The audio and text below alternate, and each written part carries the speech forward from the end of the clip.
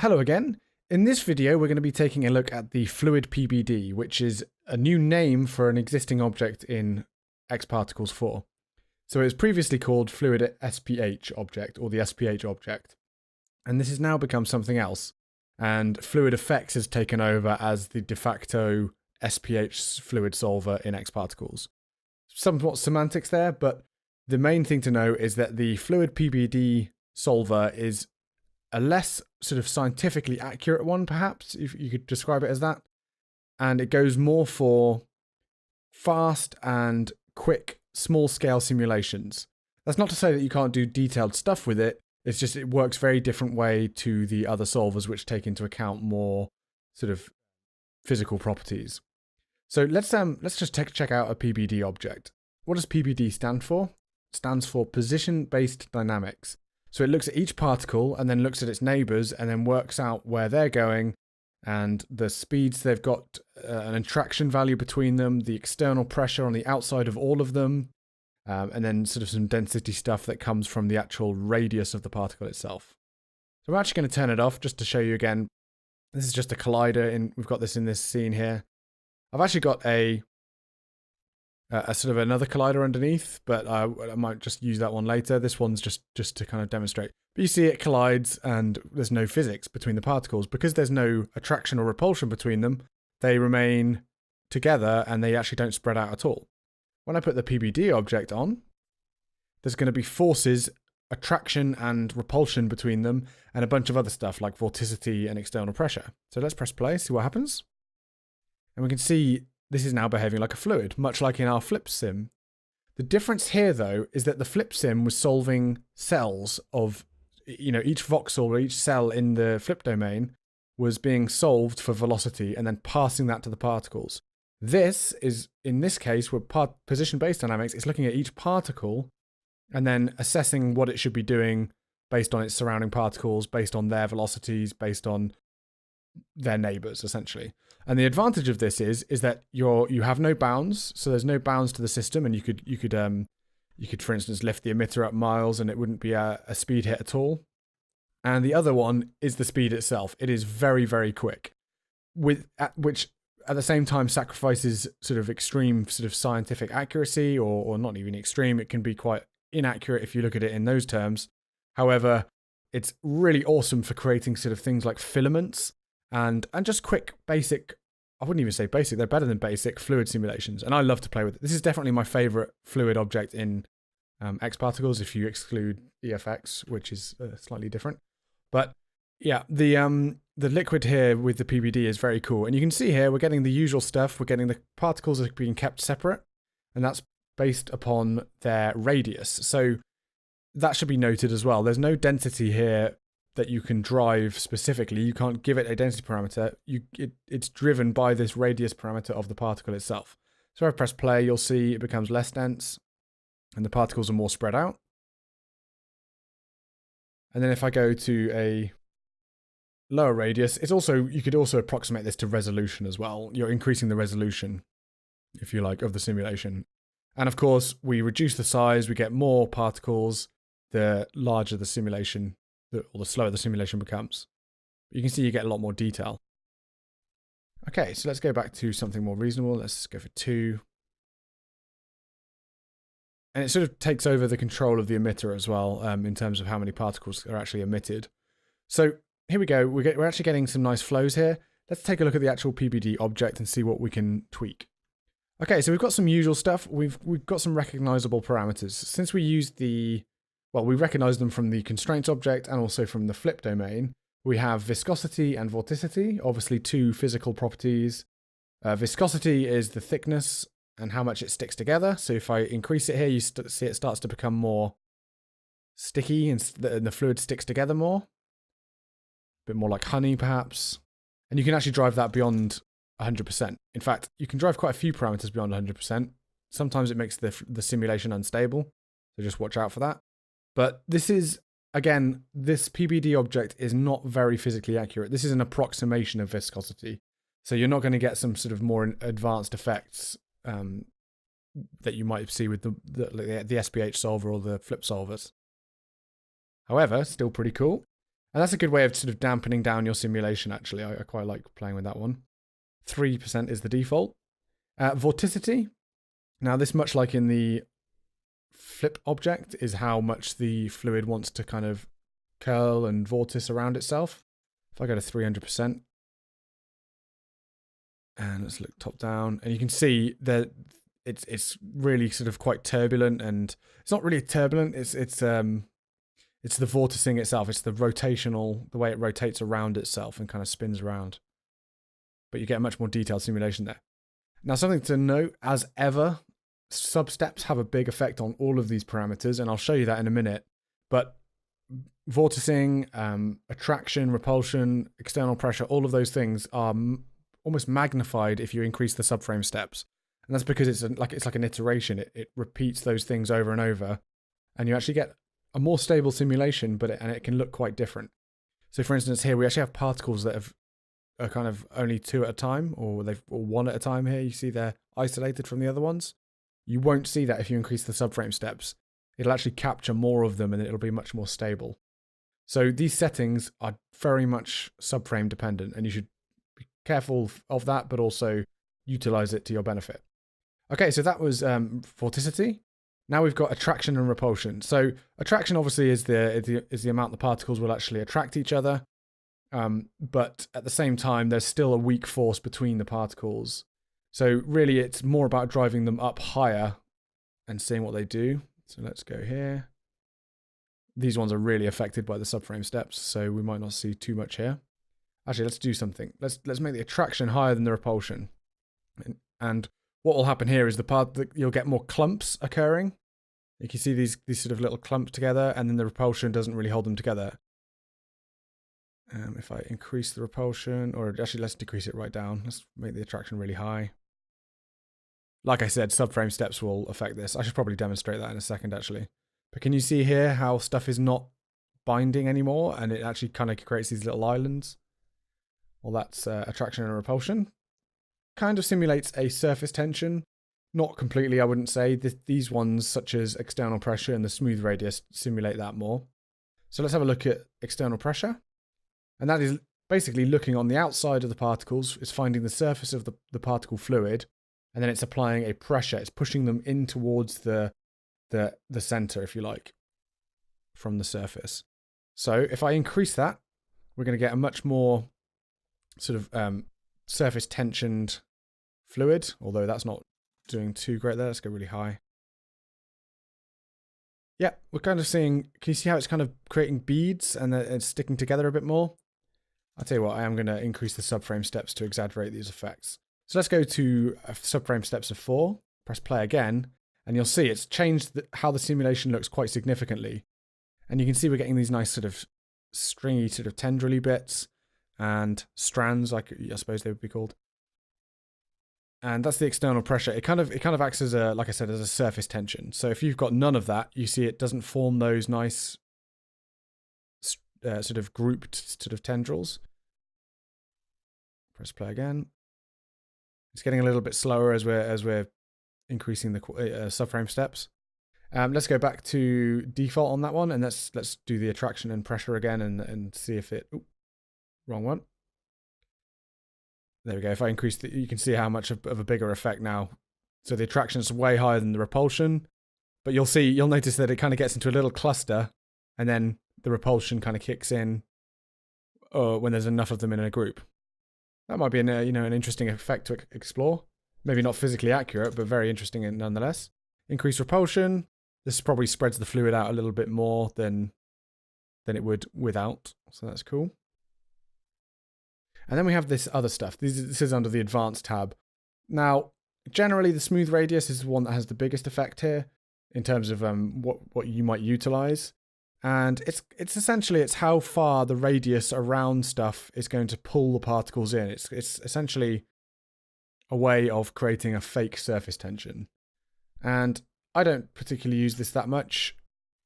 I find the other settings kind of get me where I want, but definitely play with these and see what they do. If smooth radius of lower than the usual kind of has stuff broken up, but a bit more detail perhaps. And you can see that there, filling up nicely. And maybe we increase the vorticity as well, just make things a bit more interesting. Cool. So this is a very artist-friendly fluid dynamics, I would suggest. So you can kind of mess around with it, tweak it, and you can see the differences in stuff and how it's happening sort of real time, because it is very quick, which is awesome. We've got damping and density. Now density is taking the radius of the particle and using that as a way to sort of calculate the density value, which is never really exposed to you. But you can see the density here is 110% of whatever that value is. And you can increase that much higher, and to be honest, it's not going to make much effect unless you have more than one of those fluids in there. So I'm just going to reset that. If you turn check density off, that means that it will ignore the emitter's density and just, it's sort of arbitrary, and you end up with a much more inaccurate simulation and an explosion. So what this is doing is it's saying, look at the radius of the particles, don't allow any more particles to be emitted if there's not enough space, or even kill the particles if there's not enough space for them. In fluid simulations, if you push particles into an area where there's already loads of particles, you can very often get an exploding simulation. And there's several ways to fix that. You either get rid of those particles that are being injected or their neighbors, or you increase the subframe steps, in which case they can kind of resolve themselves, but that can really increase the simulation time. So you don't just in general, just leave check density on. That's the safest bet. Damping, this is just a damping parameter. It kind of takes a bit of the energy out of the simulation. You can see there it's quite jittery if I lower it right down. But then if I increase it, you can kind of dampen it up. That's useful for just control later on, when you're kind of throwing it with some other modifiers, or it's colliding, or it's moving really fast off an object, that kind of stuff. Okay, so that's actually the basics of the FluidPBD. Where it comes in handy is combining it with other modifiers. It's a very quick, like I said, it's a very quick way to create these fluids, a fluid simulation. It's almost like having a constraints object, but it works much faster on a lot of particles. And you can combine the constraints object with this even to add more viscosity, more surface tension, friction, all of those cool things. And you could even have them change from PBD to the constraints object, so you could have them stick together and things like that. So on that, we could actually take a look at one of our other setups here. Is there anything else I want to show with that? No. There is fall off. This is the usual. It actually is a modifier. So like I said before, all the dynamics objects are modifiers in themselves, and this one works more like the traditional modifiers than any of the other dynamics objects, I'd say. So what that means is I can just exclude it from the emitter, and it just goes back to normal, boring, I would suggest, particle emission. And you can treat it like that. You can have groups obviously assigned. There is a fall off, so I could have it only start well, that causes an explosion, of course, because it's not that density check doesn't occur. So essentially, all these particles here are too close, and as soon as it hits this area, it has to resolve quickly, and it ends up flinging them off in all directions. But we could do the vice versa. We could have it emit into the volume, and then once it's out, you'll see they start to collapse, and they stop behaving like a fluid. All right, so that's the fluid modifier, the FluidPBD modifier or dynamics modifier. And let's have a look at some of the other cool stuff. I mean, I could show you if I get rid of that flat plate one, reset our fall off, press play, you can just see it filling volumes. That's where it's probably not very useful, I would suggest. So like if you're gonna fill a volume, use the fluid effects or the flip object. This one tends to create some sort of weird boundaries, and it does work. So it does work, and you can mesh it, of course. It's just, I think the fluid effects object is much more accurate at that kind of stuff. All right, so let me turn this one off, and let's turn off our colliders, and let's take a look at this one called FluidPBD face. This is a setup I've already cached. Let me turn it off, and let's see what we've got here. So what's this crazy thing going on here? Let me scrub a little bit, and you'll see. So this is a setup. I just wanted to show you that you can use it as a modifier, use it as a tool, basically, to add into other effects. So you could just have particles flying off this face. Let me just show you what I've got underneath the hood here. So I have a face object that I've created, And underneath that, I've got some vertex maps. And the vertex maps I'm emitting from this object. So if I go to the object, and you can see I'm emitting from this vertex map here. And that just means that I'm only emitting these particles from the edge. And then I have a collider underneath that. So I have another collider, which is the whole head. There we go. That's just to make sure the fluid kind of goes around the head. And then I have a couple of modifiers. Wind, which is blowing it obviously back that way. And then I've got a turbulence modifier. This was actually, I kind of created this just for a still. But at the same time, it will animate nicely. And you can see I've cached it. So if I press play. And the pink particles are just a standard emitter using polygon area and just emitting up. They're not moving. They're not affected by the modifiers. It's just because I wanted to mesh this together in an OpenVDB mesher. And you can see here, if I turn this on, I think I need to turn the cache on as well. Oh no, there we go. And you can see I can mesh those two objects together and it actually looks like one seamless surface. Just another tip about the OpenVDB mesher. You can combine these things and they look really awesome. And I should enable this cache actually because that's going to be a bit slow otherwise. And I can probably scrub this. There we go. So you can see it forms this thing, which is not made of fluids at the moment. And then the edge is becoming a fluid because I'm emitting only on that edge and controlling the particles using this FluidPBD object. Right, there we go. And you can see I'm using a higher smooth radius. That was probably just to do with a scale issue. And then if I scrub around, you can see this nice looking effect. And this is where it's really good as well. It's smaller scale, so not quite as large scale as the FlipSim, and definitely not as large scale as the SPH one. Although SPH can go to medium to large and to fairly small. I just find the PBD gives you these beautiful tendrils. And if I get rid of the OpenVDB mesher, go back to our particles, we can just see that it's actually quite a coarse simulation. It's quite rough. And that's probably because of the smooth radius mostly. And you can see here that these got sort of separated particles. Doesn't really matter because they get filtered out by the OpenVDB mesher. So you can see here, if I turn that all off, you can actually see it actually filters out those particles. It's not actually much of a problem. Some of them get picked up. And not a problem. But just to say that you can kind of get away with sort of rough simulations and create a really nice look. I actually had this set up to render. I wonder if let's turn that on. And I think I've got a cycles render. Yeah, here we go. Let's try this out. I'm just going to render in the viewport. I'm not even going to bring up my cycles render. There we go. So you can see that the OpenVDB mesher does a really good job of sort of connecting them and smoothing them and making them feel like the same object. Okay, that's not very artistically interesting, but this was only showing off PBD. So let me hide this one, turn that off, and make sure our colliders are off because, oh, it's cached anyway, so it was off already, no problem. Now this is the one where I really like PBD. There's a bit of a sneak peek of what's coming. Let me turn the cache off, let me turn the OpenVDB mesher off, and let's just take a look at what we've got here.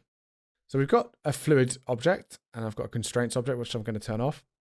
And it's actually mostly default, a bit less repulsion, and the external pressure is up at 100%. So if I press play, we're just getting an emission, and I'm emitting here using the regular emission. And you'll see that as I'm rotating and applying a bit of turbulence to them, you can see it spreads out into this, really, I love this. It's kind of like paint tendrils, or filaments even is the word for that, really. I've even named it filaments, so I should have probably known that. And you can see here, it kind of sticks together. Now imagine trying to do this in a FlipSim. Obviously, there's no way because it would have to be a huge container. And then also, even in the fluid effects object, it would struggle to create this sort of level of detail and level of maintain these strands, because if you look at them, it's one particle after one particle after one particle. There's no way in those other objects you need a lot more particles to get that much detail. So that's one huge advantage of FluidPBD. So if I go to the emitter, actually not the emitter, sorry, to this constraints object, I can also combine it with the constraints objects. So I wanted to add some more surface tension to this because even though this is sort of roughly looking like surface tension, you really need to use the constraints object to get it looking accurate and more controlled. So let me activate our constraints here, and it's got just surface tension active, no collisions, connections, friction, any of the stuff we dealt with in that section. Let's press play and see what happens. So you remember it was quite spread out. Now we're starting to get a much more controlled, and interestingly the scale sort of changes in a way. We're now at a much more smaller scale perhaps, and we're getting these really beautifully accurate tendrils here, or filaments. I keep calling them tendrils. They're not, they're filaments. And you can, of course, you can mesh this, so I could use the OpenVDB to mesh this. We could fly through it, we could have several emitters. So if I grab another emitter, let's do a different color, different height, and throw that in there as well.